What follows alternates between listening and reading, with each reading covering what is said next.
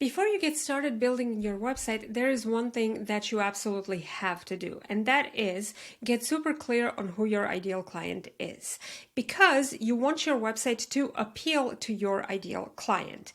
That is the best way to make sure that you actually get more leads, more clients, more sales, and ultimately end up with a website that helps you make more money in your business. So how do you do that? That is what I'm going to answer in today's video. If you're new to this channel, my name is Ana. I am the owner and designer of Lea Design Studio, where I create custom Squarespace templates, courses, and resources to help you look great online. And here on this channel, I share design, biz, marketing, and tech tips to help you work smarter and not harder. So if that is something you're interested in, hit that subscribe button. And now, without further ado, let's dive in. Now, let's start at the beginning. If you've been trying to launch your website, or if you're in the process of redesigning your website, or if you're going through a rebrand, you have probably gone through a number of ideal client avatar exercises.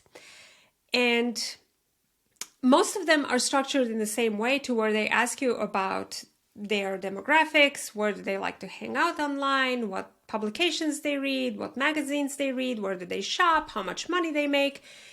And that is all fine, cool, and dandy, but that is not what we're going to do today. I'm going to tell you to throw demographics out the window, because ultimately the very first thing that matters when it comes to defining your ideal client is not how they look, where they live, how old they are, and how much money they make. That comes into play later. The very first thing you need to do is focus on the pain point that they have. What is the problem that they are experiencing in their life right now? Let's say that you are a yoga instructor, and your ideal client might have lower back pain and wants a way to relieve it without exercising taking a lot of their time, because they're busy. Let's say that she works, she has 3 kids that she needs to take to and from school, she needs to take them to various activities, also other obligations that come with running a family and having a job and working. Her biggest pain point is that she doesn't have enough time to exercise to relieve her back pain. Now, you want to consider how that pain point is impacting the rest of her life. Now, maybe she can't pick up her youngest son from when she comes to pick him up from daycare. Maybe she has a hard time bending down to pick up the toys that are scattered around the house. Maybe she needs help carrying stuff from the grocery store or something like that. Maybe she's frustrated because she wants to look nice when she goes out on a date night with her husband, and because of her back pain, all she can really do is wear flats and tennis shoes everywhere she goes. All of that are different ways that that pain point is demonstrating in her life. Now, if you look at that information, she's kind of sort of starting to feel real, isn't she?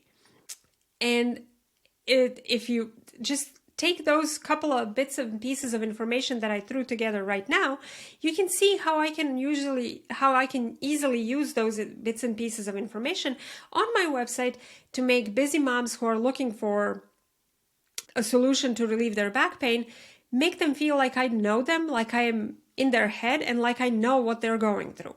And that I was able to come up with that without knowing where they live, without knowing how much money they make, without knowing what level of education they have, where they shop, or anything of the sort. So even those little bits and pieces of information can give you something tangible to work with that will make your website feel more familiar to them. Next, you want to consider where they are. And I don't mean their physical location. Again, this doesn't matter right now. What I mean by that is, where do they actually spend their time online? This is where that other part of the exercise comes into play. What magazines do they read? What online publications they read? What websites do they frequent? Who do they follow online? Which social media platforms do they use? The reason why this particular set of questions matter is because you want to know where you can go to actually find them and show them that you have something to offer. And another reason why this matters is because it helps you get a sense for their general aesthetic. So by knowing which websites that they frequent, which social media accounts they follow, you can start to see what appeals to them in an aesthetic way. You can start to see familiar patterns, because generally we will typically follow or read or frequent publications and websites and accounts that have an aesthetic that appeals to us. If something doesn't appeal to our aesthetic, it's very rare that we will follow it or that we will constantly spend time on it. So you will start to notice that pattern. For example, they might like websites that are bright and use easy to read fonts and use airy and bright photography with plenty of white space. Or they might like websites that are completely dark and moody, or websites that are very bold and use fonts that stand out. And you can start to notice these little patterns, and you want to start jotting that down on a piece of paper, in your notebook, digital or otherwise, and you can start to get a feel for that aesthetic. The next step is you want to consider if they can afford you. So again, if they are, this will sound a little crass, but let's face it, if your ideal audience can't afford you, then you have a problem. They won't be able to hire you, which means you won't make any money with your business. So you will need to do some tweaking. Either you will need to refine your offer to take away certain elements and just offer them the bare bones solution that they would need, or you can come up with a DIY solution, or you'll have to rework your pricing, or you'll have to change your target audience. Again, you do not need to know their exact income, but having a little bit of their background helps. So, for example, if you are targeting busy moms, you do want to keep in mind, are they working a job that will allow them to put money aside to hire me? Do they have a secondary income? Do they live with a partner that they can split expenses with? Those are the types of things that you will want to consider. Again, you don't need to be exact. You just need to know that they can afford you, and then tailor your pricing accordingly to that. And now is the time when you get more specific. You need to know, what do they care about? So, for example, let's go back to our yoga instructor example. You know that they're busy moms, and you know that they don't have a lot of time for exercise. And what is then important to them? Because this you can weave into your service to, again, and highlight on your services page to, again, make your website more familiar to them and more appealing to them. So, for example, if you're targeting busy moms, what's important to them is that exercises can be done in little pockets of time that they have throughout the day, or that exercises can be done from the comfort of their own home because maybe they don't have time to actually go to the gym. And then you also want to address any objections that they might have that would stop them from buying. So for example, if you're dealing with busy moms, maybe they've tried a workout before and it didn't work for them. Or maybe they invested in a yoga instructor before and they got no results. So you need to show them how your specific solution will actually bring them results and give them the guarantee that it'll work. And now, finally, after all of that is when you want to mix in some demographics. And again, we're not going to get super ultra specific here. What matters is that you have a general idea of what they like and what they dislike, their general age range, because this can give you an indicator of where they spend their time online, as well as give you some connection points that you can use to make them feel, again, more familiar, or to get that know, like, and trust factor going.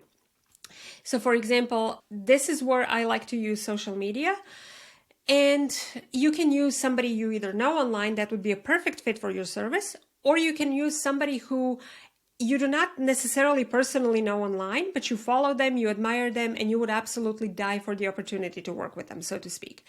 And then you kind of sort of want to go into slight stalker mode, and you just want to go to their profile and see, what have they been posting about? Do they share any personal tidbits?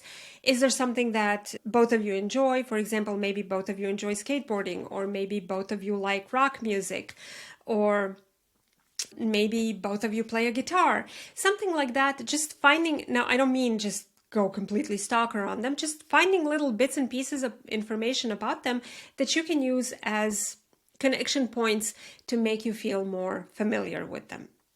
And again, this is also a good exercise to actually see how they speak and what words and phrases they use to actually describe those problems. Because if you can kind of sort of send those words and phrases back to them, if you can describe what you offer using those same or similar phrases and words, it'll make them feel like, wow, she really gets me. She is really in my, how are you in my head? I need to work with her because she knows exactly what I'm going through.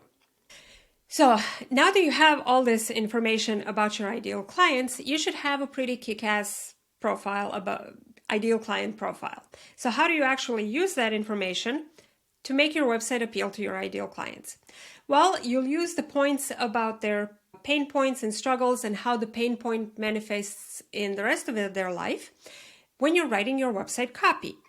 This basically allows your website visitors to know that you understand their pain and what they're struggling with. It also helps you position your offers as the perfect solution for their problem. It also makes them feel, like I said before, makes them feel like you're inside their head and like you are the perfect person for them.